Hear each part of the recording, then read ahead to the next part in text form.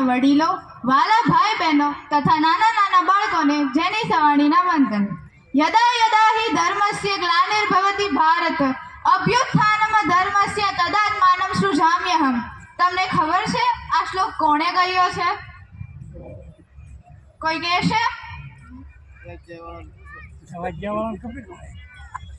કૃષ્ણ ભગવાન છે, અર્જુન છે. હા, આ શ્લોક ભગવાન શ્રી કૃષ્ણએ કહ્યો છે. તો આજે મારે તમને ભગવાન શ્રી કૃષ્ણ અને ભગવદ્ ગીતા વિશે કંઈક કહેવું છે.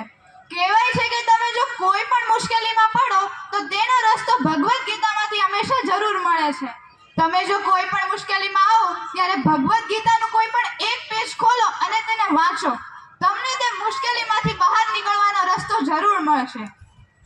ગીતામાં લખ્યું છે કે તમે જો દુઃખ ઉપર ધ્યાન આપશો તો હંમેશા દુઃખી જ રહેશો અને સુખ ઉપર ધ્યાન આપશો તો હંમેશા સુખી જ રહેશો.